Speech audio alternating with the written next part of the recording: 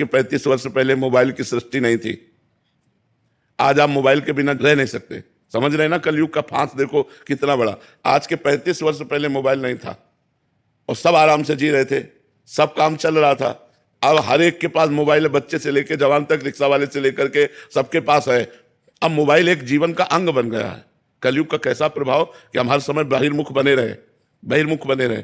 अब आगे पता नहीं और कौन सा हाल आएगा कि हम भजन कर पाएंगे कि नहीं कर पाएंगे। बहुत खतरनाक है। दृश्यों से बचने के लिए, संसार से बचने के लिए माई बाप परिवार सबको छोड़कर हम भगवान के मार्ग में आए। और मोबाइल हजारों से संबंध जोड़ देता है।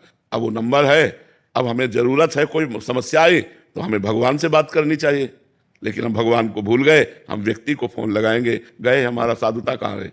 साधुता तो ये है कि हे भगवान, आपके सिवा हमारा कोई नहीं, मेरे तो गिरधर गोपाल दूसरों न कोई, प्रभु आपके सिवा कोई नहीं।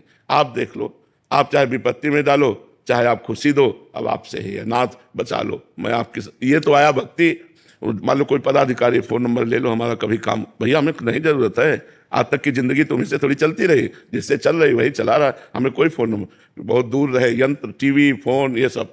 प्रभु जी, फोन ने तो इतना दूर कर दिया कि अब कहीं भी चार लोग अगर बैठे हो तो वो आपस में अगर परिवार के भी चार सदस्य बैठे हैं तो वो फोनों में लगे रहते हैं। आपस में बात करने की जो वार्ता वो तो बिल्कुल ही खत्म हो गई। बिल्कुल बिल्कुल बिल्कुल। जड़ भरत जी की जैसी स्थिति हिरण की वजह से हुई, ऐसी फोन ठीक है, कहीं ना कहीं पतन का कारण बन रहा है।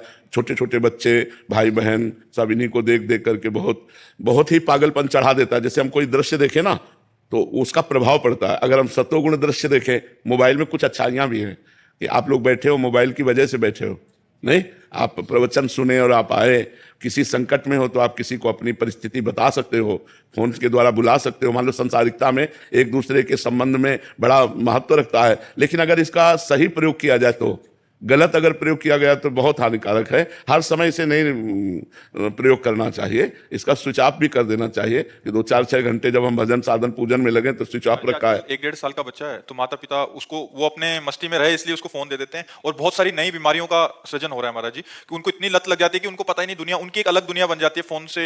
एक उसी का संरचना करते रहते हैं अपने माइंड में, और फिर बहुत आगे चल के छोटे छोटे बच्चे गलत मार्ग में चले जाते हैं। बिल्कुल, छोटे बच्चे बिना मोबाइल को देख, वो एक आंख मोबाइल पे होगी, वो एक ऐसे चल रहा है बस ऐसे करके। हाँ, तो सब चिंतन बिगड़ गया, सब बाहरी चिंतन आ गया, बाहरी चिंतन।